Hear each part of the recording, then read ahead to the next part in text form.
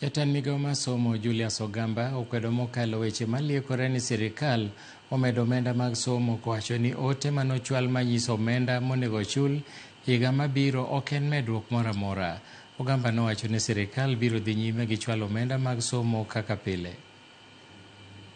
The fee structure in this new education system has not changed. The fee structure remains as stipulated in the Kenya Gazette of 2015.